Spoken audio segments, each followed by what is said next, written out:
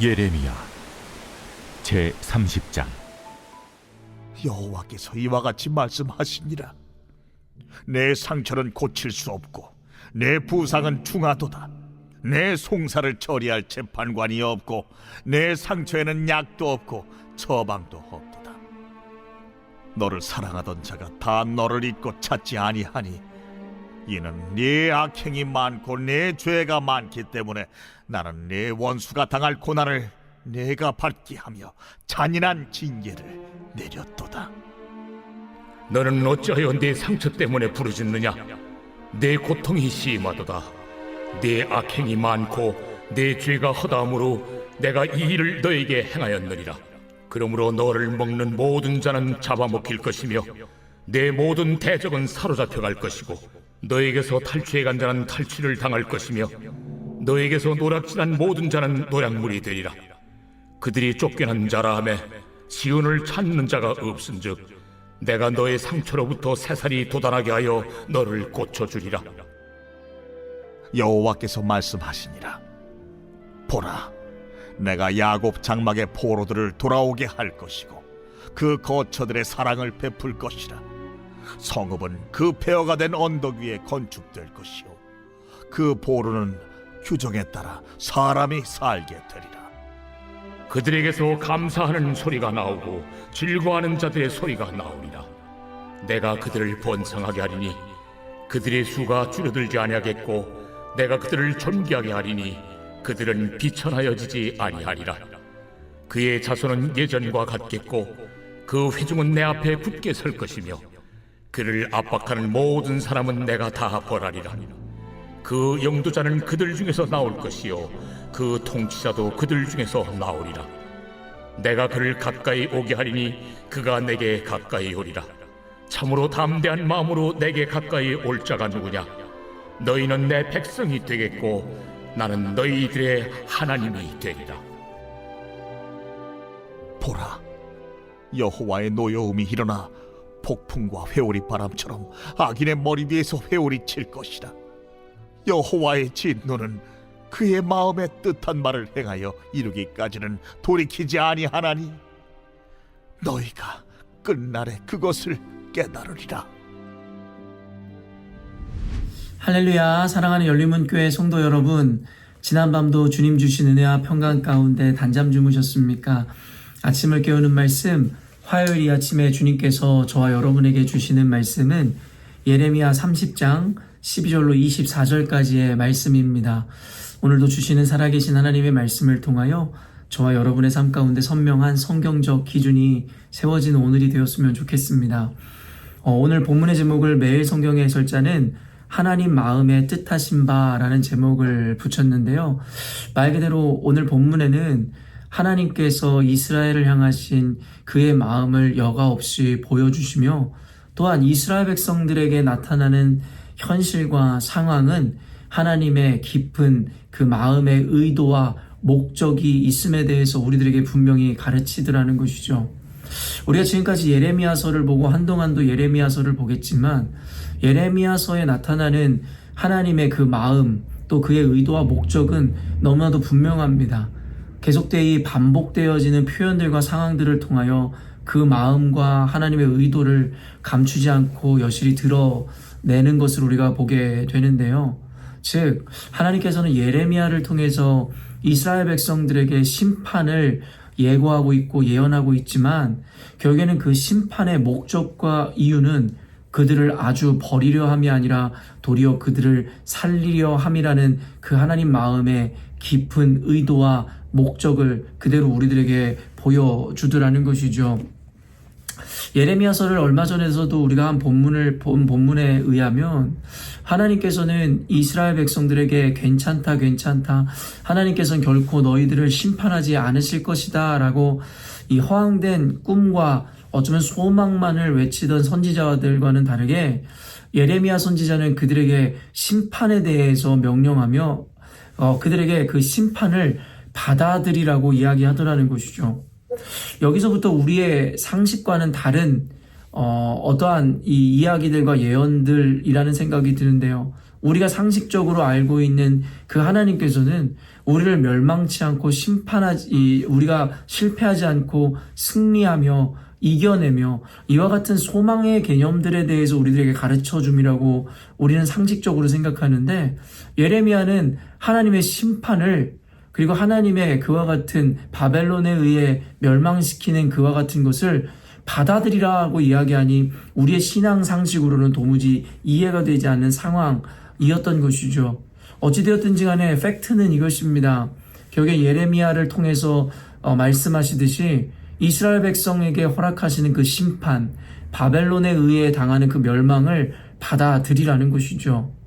그러면서 오늘 본문에는 그에 대한 이유와 목적에 대해서 분명하게 우리들에게 이야기하는데요.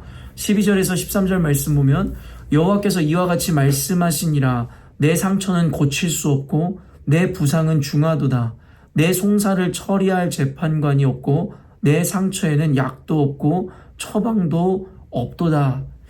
결국에는 맥락으로 이어본다면 하나님께서 이스라엘에게 심판을 예언하시고 그리고 그들의 멸망을 이야기하실 수밖에 없는 이유는 이미 그들의 병은, 그들의 부상은 이미 돌이키고 고치기에는 너무 중하고 너무 선을 넘었다라는 것이죠. 웬만한 약이나 웬만한 치료로는 그들의 중병을 고칠 수 없기에 이와 같은 극단의 처방을 할 수밖에 없음에 대해서 하나님께서 말씀하시더라는 것이죠. 그래서 15절에 너는 어찌하여 내 상처 때문에 부르짖느냐. 내 고통이 심하도다. 내 악행이 많고 내 죄가 허다함으로 내가 이 일을 너에게 행하였느니라.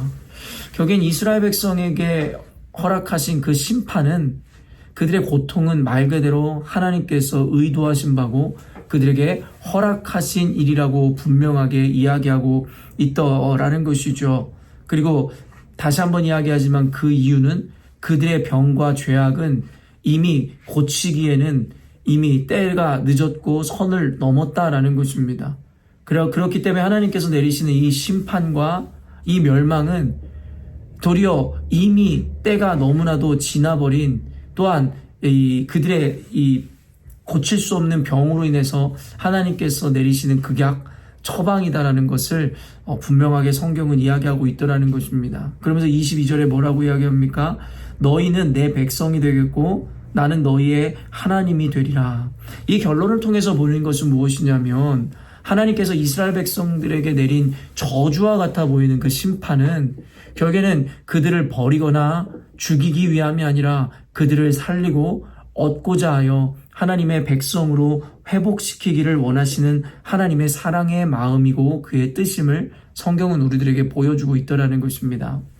사랑하는 열린목교회 성도 여러분, 때로는 우리가 우리 인생 가운데 당하는 고난이든 역경이든 어려움이든 그것이 너무나 중하여 우리는 때로는 이것이 하나님이 내리신 벌이고 하나님께서 내리신 저주와 같이 여겨지는 순간을 맞이할 때도 분명히 있습니다.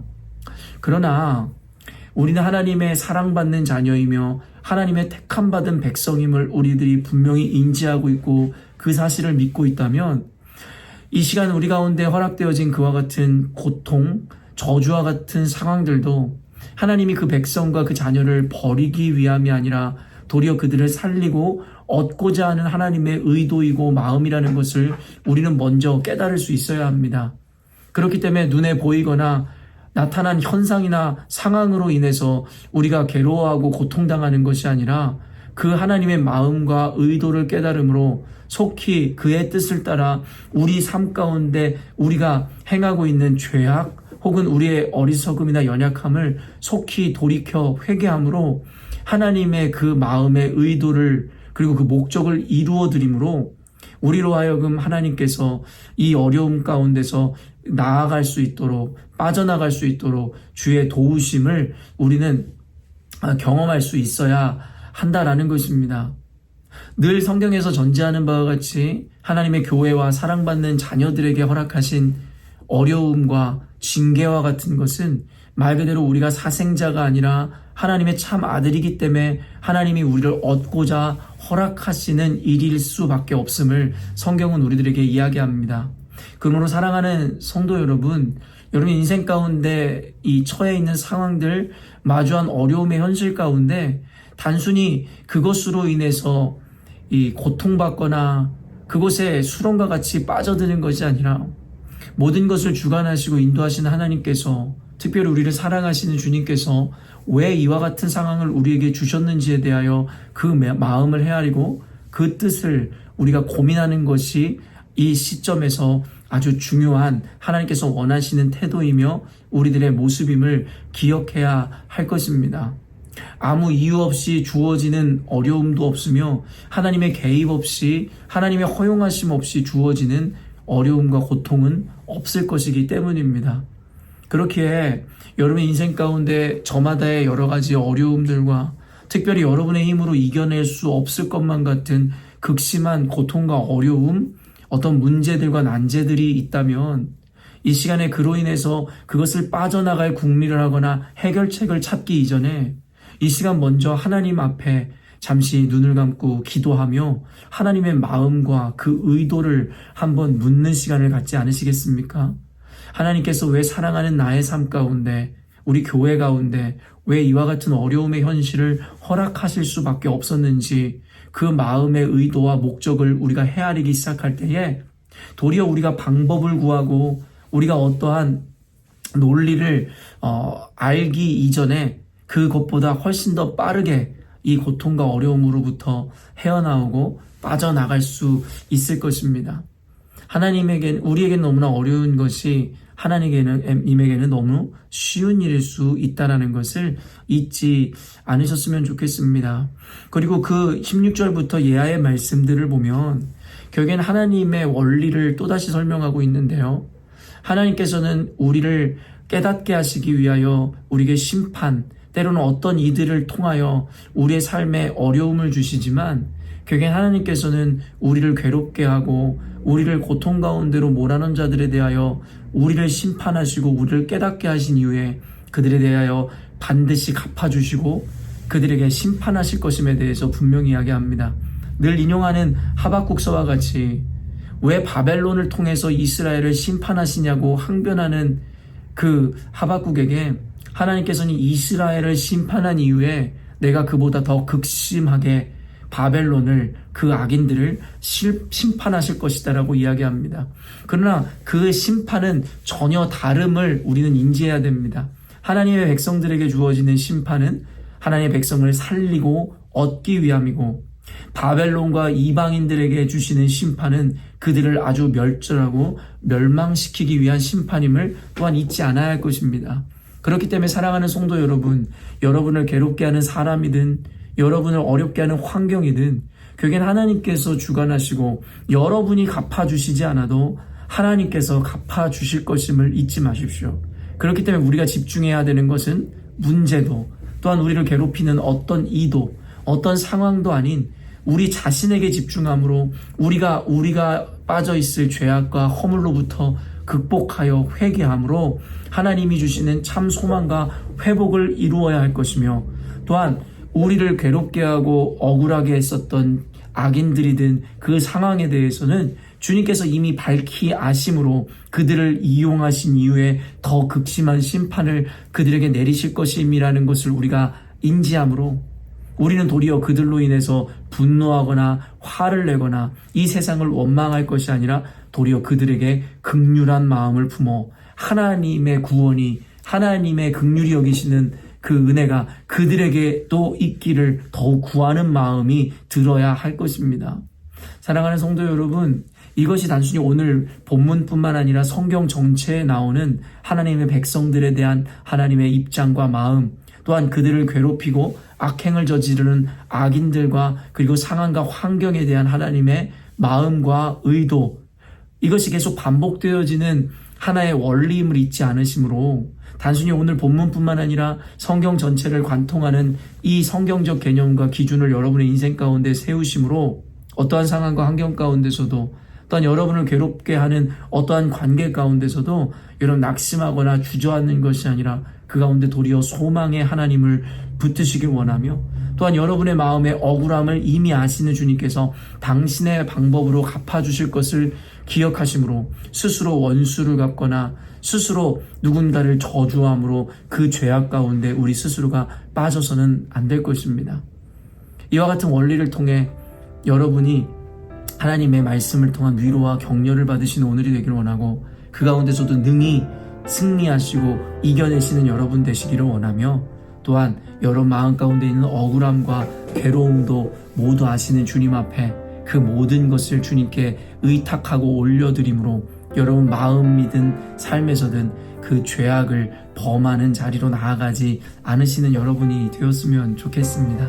오늘 말씀 다시 한번 깊이 읽고 묵상하시며 하나님이 주시는 이와 같은 성경의 선명한 기준을 세우시는 저와 여러분이 되었으면 좋겠습니다. 함께 기도하겠습니다.